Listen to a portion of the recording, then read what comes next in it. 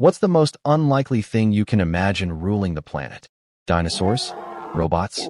A species of hyper-intelligent octopuses? Try this. An ape that once clung to tree branches for dear life, terrified of the shadows below, eventually becoming the creature that sends rockets into space, writes poetry, and invents TikTok dances. 25 million years ago, our ancestors were nothing more than cautious, fruit-munching primates. They had no fire, no tools, and no idea that one day their descendants would debate pineapple on pizza.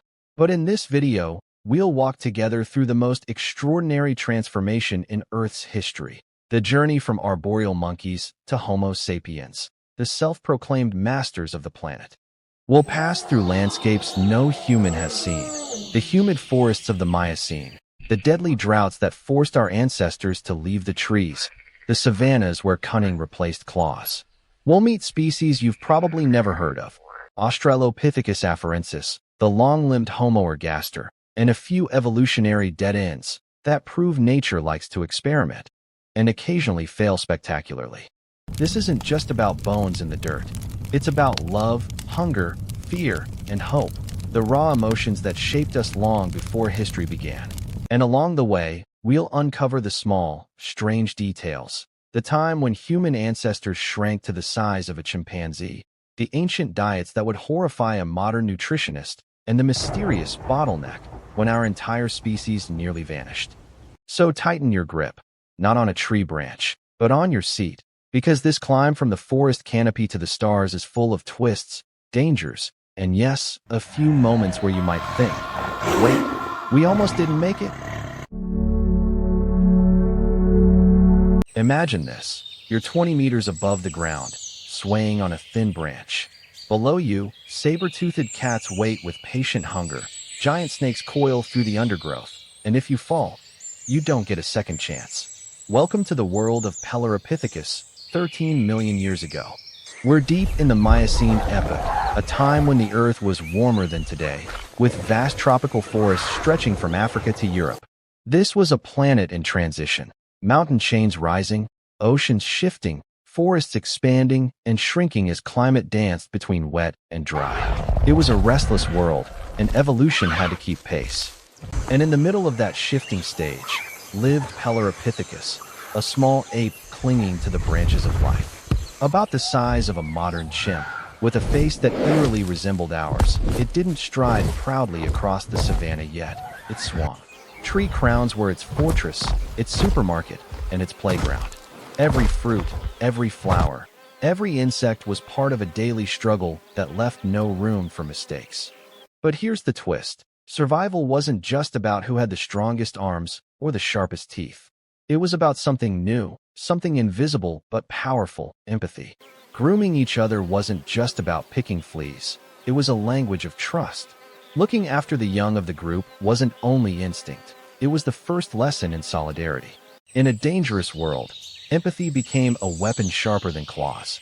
And then came a tiny spark of ingenuity, the first tool. Archaeologists believe that apes like Pelorapithecus stripped branches and used them to fish termites out of their mounds. Imagine the scene. A hungry ancestor pokes a stick into the earth, pulls it out wriggling with insects, and proudly snacks away while others look on. Was it elegant cuisine? Not exactly. But in evolutionary history, it was a breakthrough. The world's first culinary chef was probably a hairy little ape with termites on a stick. If there had been a Michelin guide back then, the review would have read, crunchy, protein-packed, slightly earthy flavor, 3 stars, but lots of room for improvement. This might seem like a small thing, a bug snack shared in the trees, but it carried a profound meaning. That crude stick wasn't just food gathering. It was the seed of human culture, problem-solving, teaching, imitation, and empathy. That invisible bond made sure knowledge didn't die with the individual, but spread through the group. Think about it. Empathy turned survival from a lonely fight into a collective strategy. It allowed fragile apes to outwit predators, to share resources, to comfort the weak, to raise young together. Without empathy, evolution stalls. With it, the path to Homo sapiens opens. So when you picture Pelorapithecus, don't just see a small ape in the trees. See the very first echoes of us. A creature clinging to branches, yes, but already holding something far more enduring. The beginnings of humanity itself. 7 million years ago, something extraordinary happened. An ape stood up. Not for applause, not for yoga class, but for survival. And in that hesitant, trembling step of Sahelanthropus cadensis lay the first crack in the wall separating animal from human. We are now in Africa, the true cradle of humanity. Forests that once sheltered our ancestors are thinning out. Climate change is reshaping the landscape, transforming green canopies into open savannas dotted with scattered trees. And for the first time, survival means daring to leave the safety of the branches. Enter Sahelanthropus, one of the earliest known hominins. Roughly the size of a chimp, with a brain barely bigger than a grapefruit, but with a revolutionary trait. A skull positioned in a way that allowed it to balance on two legs. It didn't march proudly like modern humans. Imagine more of a wobbly toddler than an Olympic sprinter, but those shaky steps across the African plain were history's first dance of bipedalism. Why stand up? Theories abound.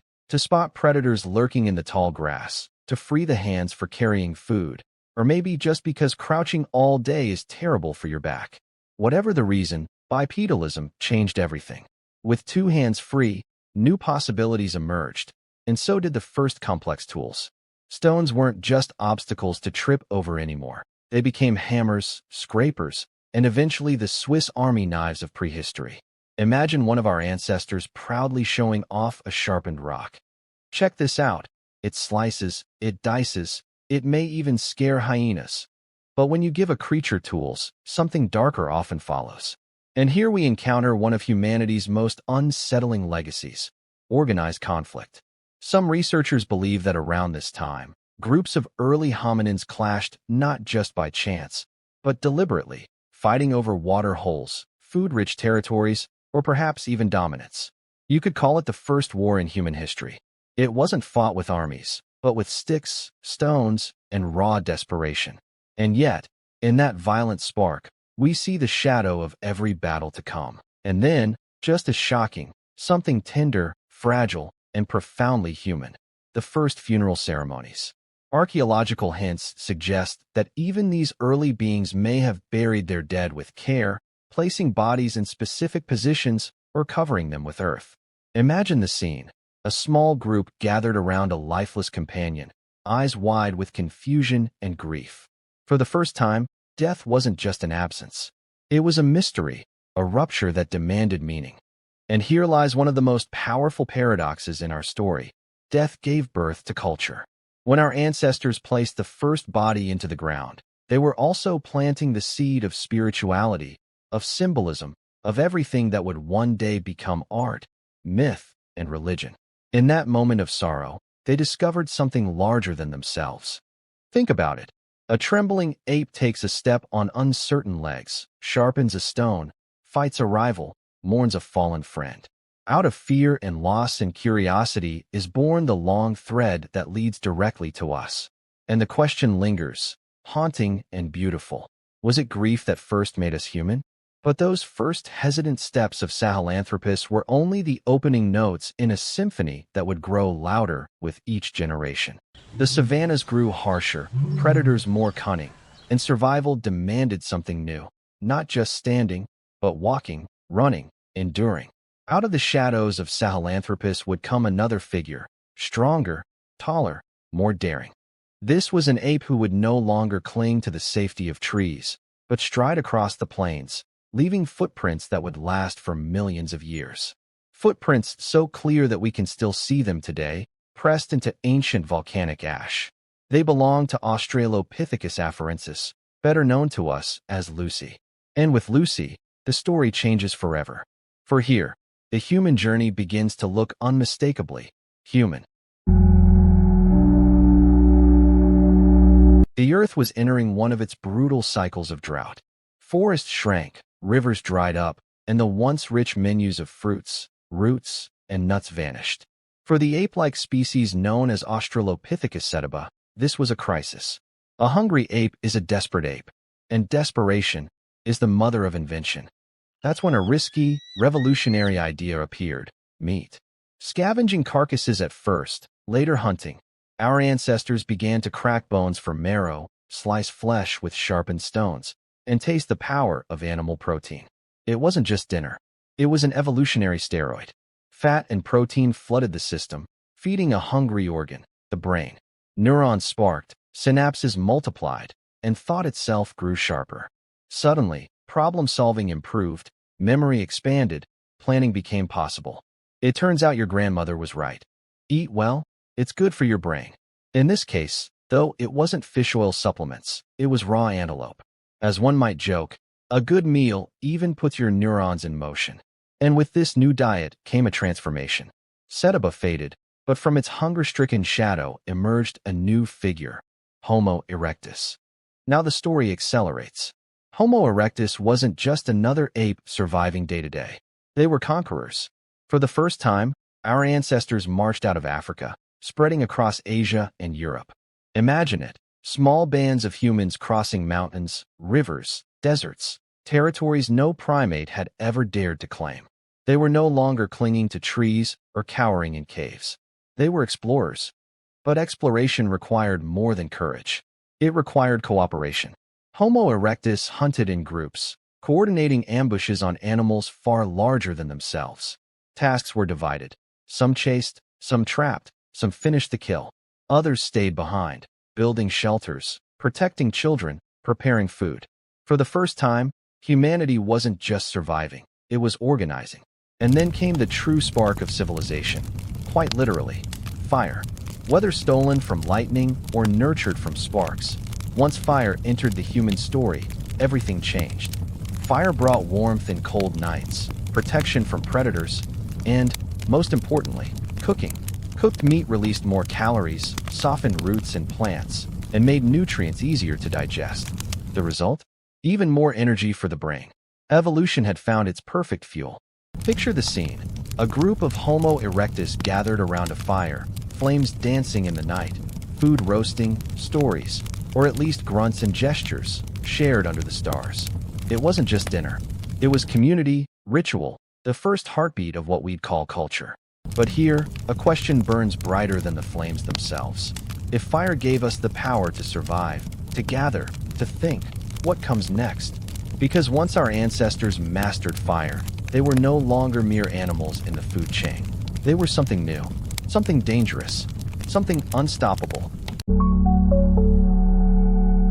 Homo sapiens, the heirs of every struggle that came before, of Pelorapithecus swaying in the trees, of Sahelanthropus wobbling on two legs, of Sediba's hunger, of Homo erectus mastering fire.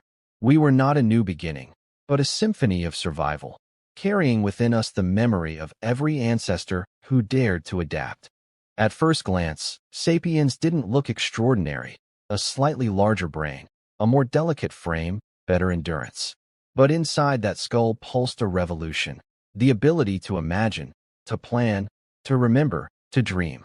Every lesson accumulated by our lineage, every tool, every gesture of empathy, every flame protected from the wind, all of it was integrated, refined, and reborn in us. And then we moved. Migration wasn't an option, it was destiny. From Africa, our species spilled across the globe like wildfire. We crossed deserts, braved mountains, sailed unknown seas. In just a few tens of thousands of years, the blink of an eye in geological time, sapiens became the first species to colonize the entire planet. No predator had ever achieved such a feat, not the mighty dinosaurs, not the swift saber-tooths. Just us, a fragile ape armed with imagination. And everywhere we went, the world bent to our will. Mammoths fell before coordinated hunts. Forests became camps, then villages, then cities. Languages blossomed, myths were born, and art appeared on cave walls. The first galleries of humanity, painted in ochre and blood. A simple handprint on stone still whispers across millennia, "I was here. I lived. I dreamed." It is a triumphant story, almost too triumphant. From the smallest twig used to fish termites, we had risen to master fire, tools, culture, and faith. We were no longer survivors. We were creators, builders, storytellers, conquerors of the earth. And yet, a question lingers, unsettling. like a shadow behind the firelight. Are we truly the peak of evolution, or just another stage? Will our story end as so many others did? Another branch broken off the great tree of life? Or is this only the beginning of something greater, something we cannot yet imagine? The answer is unwritten. And perhaps that's what makes us human.